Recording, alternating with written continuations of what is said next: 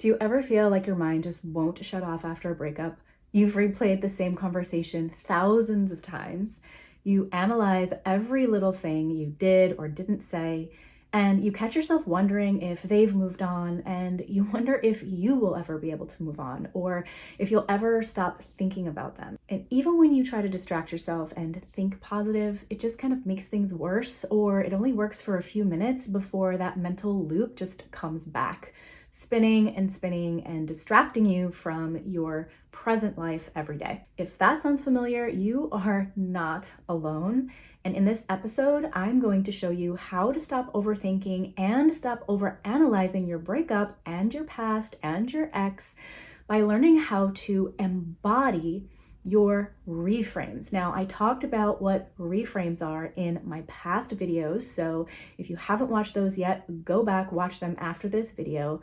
And it's a way to reframe your narratives into ones that are supportive and expansive rather than ones that keep you stuck exactly where you are day after day. Now, in addition to these videos, I also made a step-by-step guide along with deep inner work writing exercises that would be a tremendous resource for you if you want to dive deeper. So I will link that in the description below. So in this video, we're going to talk about how we can take our reframed narratives, which we already kind of dived into in other videos, and how we can embody them. So what we're trying to do is create a healthier thought pattern so that you can actually believe the thoughts that you're thinking rather than just saying them, because we all know that that actually doesn't work. So reframing your thoughts is way more than just saying words. That is just your mind, your conscious mind. We also have to involve the body in this conversation. It's about becoming the version of you who feels the words you're saying as the truth. Because we all know when someone is lying or when we're lying to ourselves. And so we have to make sure that what we're saying is aligned with the truth, what we really believe. So welcome to the Breakup to Love Alchemy series. My name is Emmi Fortin. I'm a breakup and relationship coach, and I will be your love alchemistic guide through this whole process. And I'm here to help you really turn your pain, whatever that is, if it's heartbreak or you're going through a life transition and it's really challenging, I'm here to turn that pain into peace. I'm here to reawaken your confidence, your clarity, your connection to yourself and also to others, one step at a time. Okay, we need to just focus on what's right in front of us because the whole big picture can seem really overwhelming. So today we're talking about why it's important to embody your reframed narratives. So we first have to understand, what does it mean to embody something? I don't know about you, but I have heard this word a lot in kind of the spiritual corner of the world, in the self-help corner of the world. It's all over YouTube and the internet, and I never really kind of understood, what does that actually mean? It feels very abstract, right? So the best way I can explain it is, have you ever had that kind of moment where you could just kind of feel something coming before it actually happened? Like your body knew before your mind did? That's embodiment. So quick story about that. I remember vividly the day I decided I was going to bring my ideal partner at the time into my life. I was very clear about wanting that to happen. I was ready.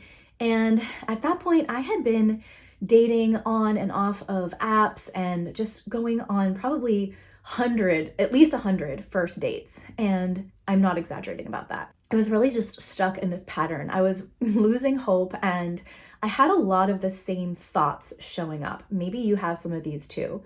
Some of the thoughts I had are, will I ever find the right person? Maybe I should just give up. What if I can't be happy if I don't find the right partner?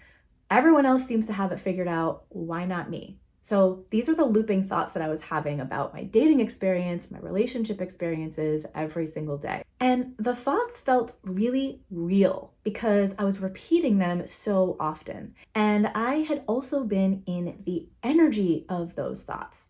So think about how you feel when you're thinking those thoughts. What does it feel like in your body to say those things to yourself? Well, when I thought them, I was definitely creating the feelings or the emotions that went along with the thoughts, like sadness, frustration, even anger, hopelessness, loneliness.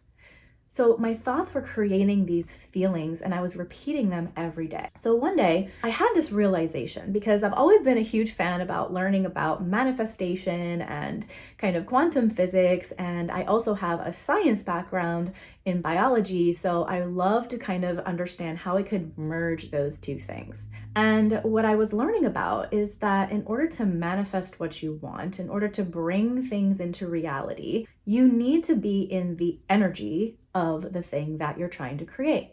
Now, I had thought about many times in my life before, I had manifested exactly what I wanted. I had done it numerous times.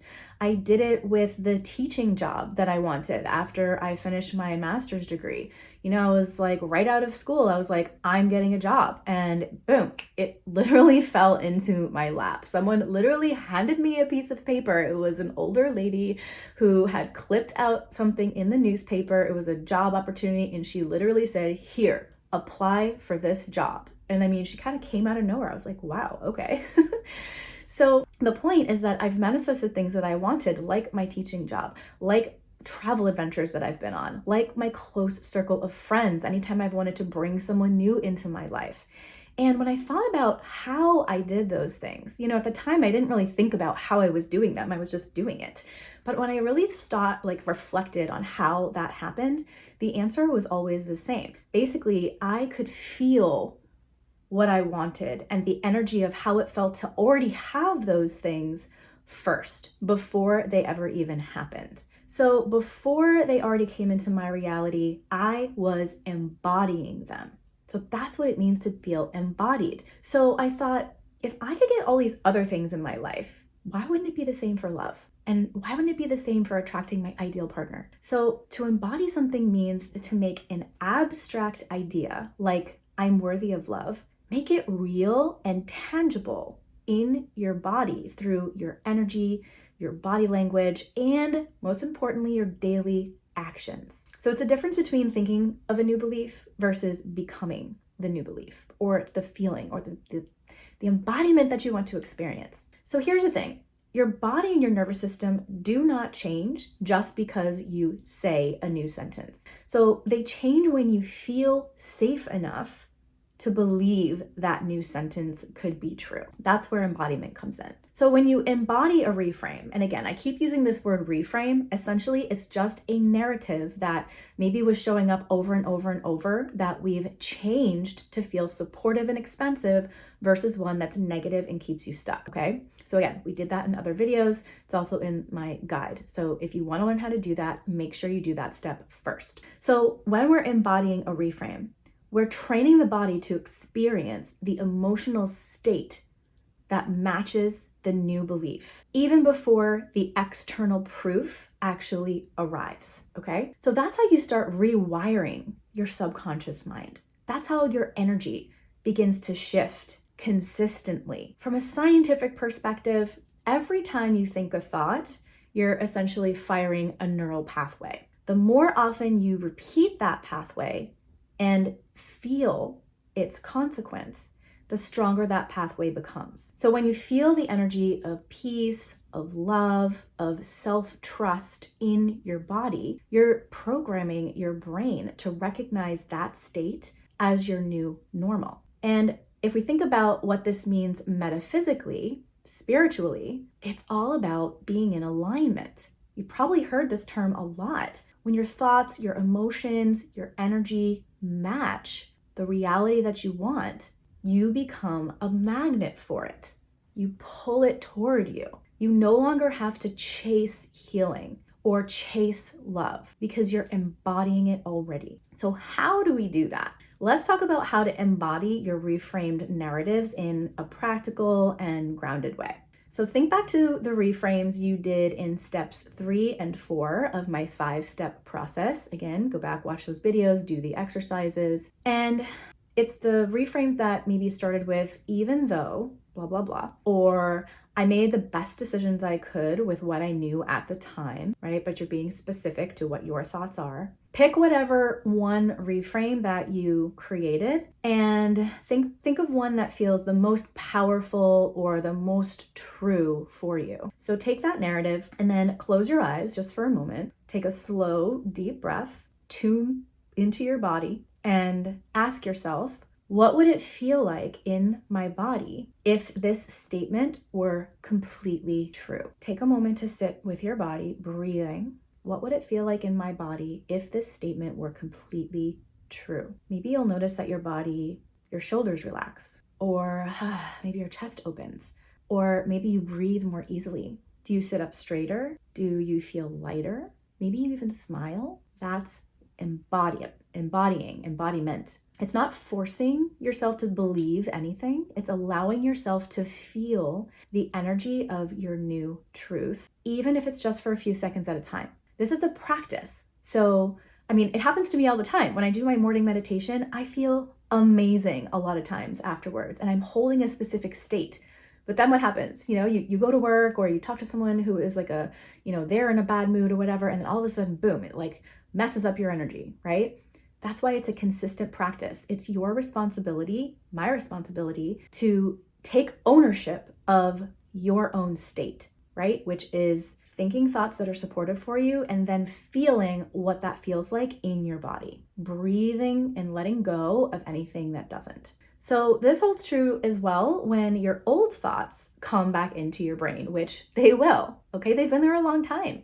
They have a strong mental grip on you. And so it's your job to manage them when they come back. It's not about avoiding them, pushing them away. It's about when they come, what are you going to do in the moment, right? So your job is to simply come back to that embodied feeling, the state that you want to be in, again and again and again. And the repetition is really what ends up creating the lasting change that you want. So the more often you do this, the faster your nervous system recalibrates to match your new belief and your new vibe. So you'll start noticing that the old thoughts, the one you might ruminate about, that are just really disturbing and intrusive, those start to lose their emotional charge when you do this practice.